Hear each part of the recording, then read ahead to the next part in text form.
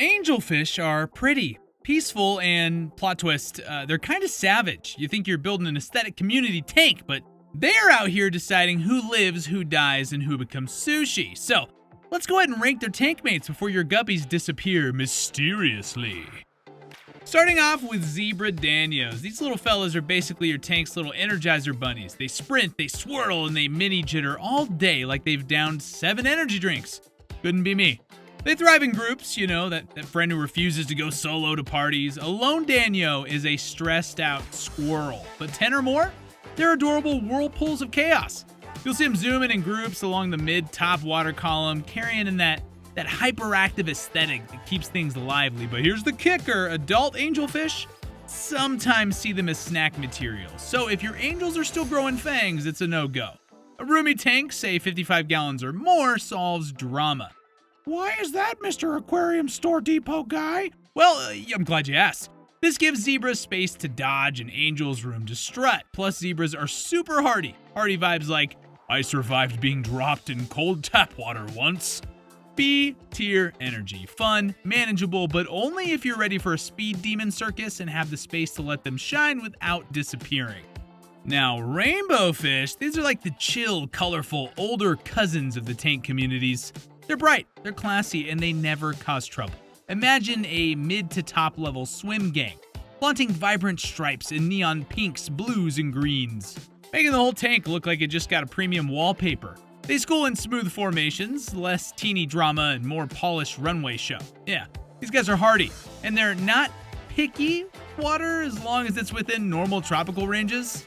I mean, they won't harass or be harassed. They just vibe around with angelfish without trying to steal the spotlight or start fights. Pretty sweet. And introducing them is basically decorating your tank with zero chance of Mr. Petty drama. Throw them in, wait a week, and watch contented communal harmony happen. So, absolute S tier, baby. Zero cap.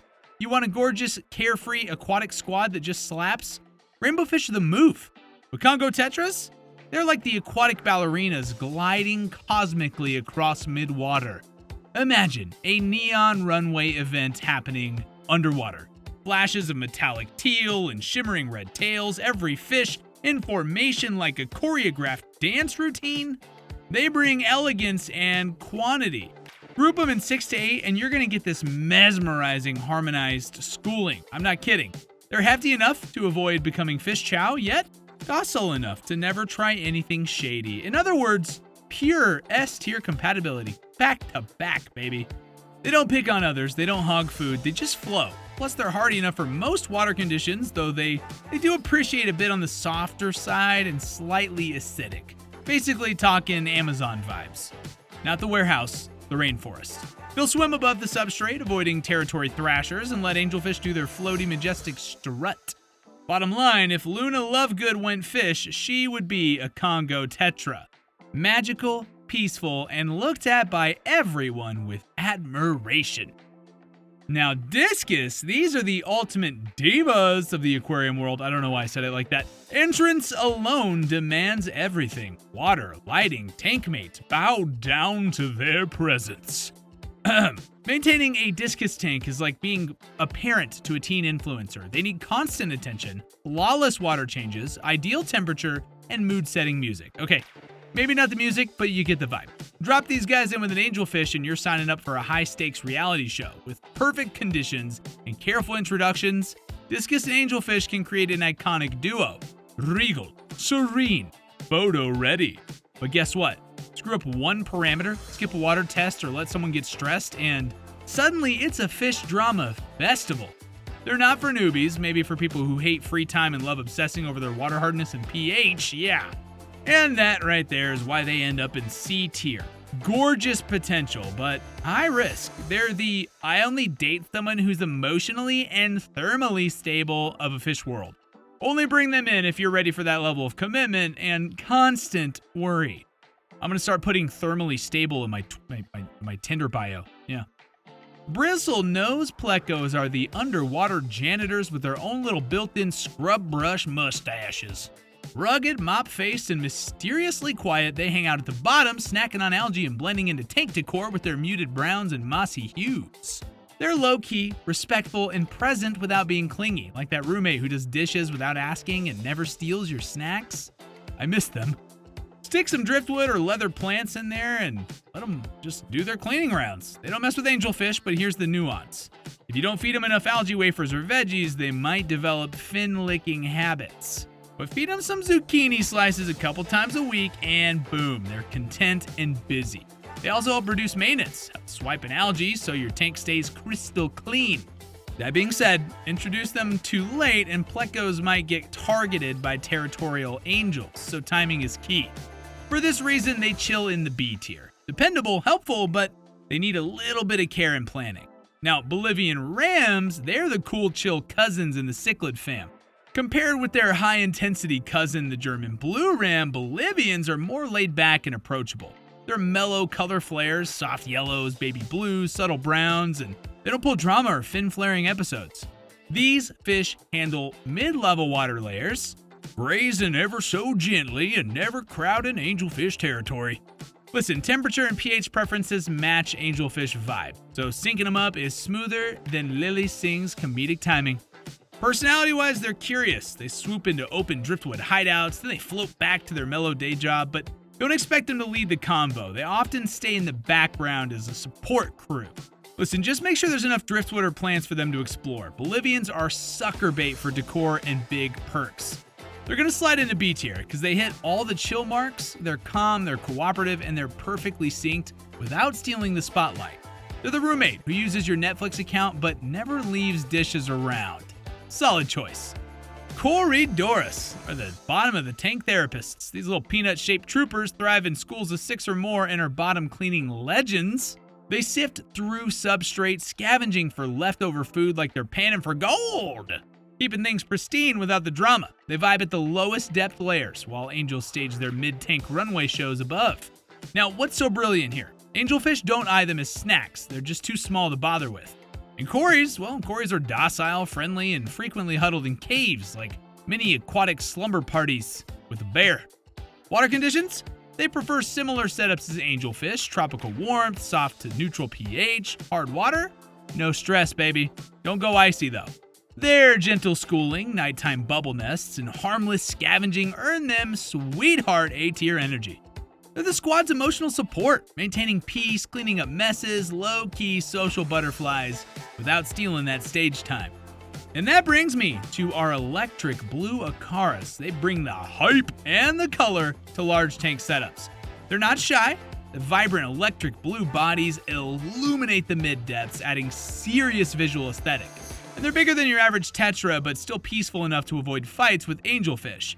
If you got a 55-gallon, these guys flex sizable presence without bullying the crew. They're tougher than they look, handling minor fluctuations of water parameters and eating all kinds of food from flaked to frozen. Now, socially, they're chill in small groups and they don't try to dominate unless they're stressed, like a high schooler in a bad mood. You get it. In a well-maintained tank, they glide respectfully. They don't school tightly, but they do follow each other in loose formations, like cool friends at the mall. B tier holds these fellas because they need that bigger setup and slight watch, but after that, it's basically aquarium leg day. Colorful, balanced, and memorable in the best way. Rummy nose tetras are the minimalist insta-filter of the aquarium world. Their bright red noses and streamlined bodies are all about subtle, serene cohesion. They shine when in large schools. Think 10, 20, maybe even 30 of them gliding in perfect formation. In smaller groups, they get a little shy, twitchy, and they clump at the corner like they just lost their Snapchat group streak. Yeah, but in numbers, they are superb schooling pros with calm Amazonian charisma. They nestle up in mid-top regions. They never touch angelfish turf. Yeah, they eat similar foods, and they adapt well to common tank temperatures too. Their chilled shapes complement angel drama without injecting stress. They are A-tier material. They bring elegance, cohesion, harmony, effortlessly photogenic, zen, reliable. I mean, the list goes on and on. Just treat them like Beyonce. They need a crew to shine. Pack your fish along. Listen, guppies might be a colorful party starter, but in an angelfish tank, they are basically free appetizers, baby. Small, flashy, and delicate like a tiny cup of queso. They barely stand a chance once angels size them up. Their long, flowing tails are like fin magnet bait for bigger fish with sharper teeth. Add a flashy male guppy and you've basically put a neon sign on Eat Me. Yeah. If you toss a school of guppies in, they'll vanish faster than your leftover pizza on a couch after a Netflix binge. So, unless you're into watching biodiversity carnage live, steer clear. They are E tier. Looks don't win, survival does. They bring zero value beyond heartbreak and full tummies. Now, Severums are like oversized puzzle pieces that just fit right into Angelfish worlds if you got the tank room. They're not quite as tall as angels, but beefier, more expressive. They strut in olive green to electric gold, broad bodies, vibrant personalities, bold, confident, but never aggressive if you play it right. They cruise mid-water to bottom, complementing angels and take up heat, but the angels don't melt down over attention. Just watch temperature and food distribution. They can get assertive during feeding time, but who doesn't? You match those diets and maintain territory boundaries with plants or driftwood, and they are just another chill roommate. Don't expect money. They're neither flashy nor schooling wonders, but they bring texture and solidity, grounding the visual aesthetic you're going for. It's an easy B-tier add-on, upscale piano lounge vibes in fish form. Okay, neon tetras are those tiny glow stick soldiers swimming in dreamy iridescent blues and reds. They mostly hang out in midwater, schooling like dancers. Aw, right, yeah. But here's the real deal. Adult angelfish, they view neon tetras less as cute companions, more like snackable finger food. And neon fish, they literally vanish. Yeah. If you've got growing angels, early pairing with neons might give them a fighting chance, but keep those little lights in large shoals, like 12 or more, just to make them feel safe. Too few? Instant stress bubble. Also, water parameters need to be perfect. Soft, acidic, tropical warmth. Any swing is neon trauma. If your angels start glow bumping them mid-swim, it's over, and that's why neons sit at C tier.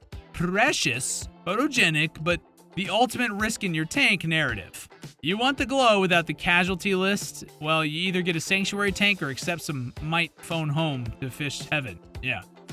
Now, Mollies, these guys enter like they're wearing flowery Snapchat filters. They vibe with positive energy, but don't be fooled. These guys come with a side effect. Fin nipping, that's the side effect. They love to casually snack on flowing fins of long-tailed fish. So when you introduce mollies with an angelfish, those elegant fins become chew toys. Mollies are more at home in slightly brackish water and harder pH, so your angels might feel weirdly betrothed and moody. They're bold, they're social, and they're curious. They swim in mid-top areas, poking their little noses into plants or tank mates' personal space. In a heavily planted tank with hiding spots, they're mellow, but leave them in a minimalist setup and that fin drama escalates fast. Behavior-wise, think gossiping roommates poking snacks out of your fridge. They'll nibble until boundaries are gone, and that right there, that's D-tier behavior. Alright, it's possible, but it's drama central. Unless you're ready to platinum resin your filter system and monitor fins daily, skip the heartbreak. Go with one of the other guys. Kribensis are quirky little cichlids full of personality, tiny warfare strategists of the lower tank realm. They'll pick gravel spots, dig romantically dramatic dens, and claim turf like mini real estate moguls. On normal days, they're chill, swimming solo or pairing up, and they stay low altitude, away from angelfish mid-water throne. However, once breeding kicks off, hormones go full walnut bread, territory wars begin.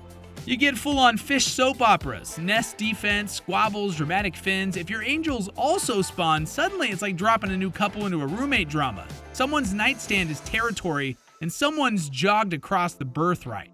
Supplies? Well, cribs also appreciate soft acidic water similar to angels, so basic water match is fine. Just know when breeding season hits, that once peaceful tank becomes DVR-worthy drama. And that's why cribs earn C tier. Decent cohabitors until hormones strike again. Story of our lives. Then expect Jurassic Park glass. Want some cichlid charisma? Sure, but keep a drama extinguisher on hand.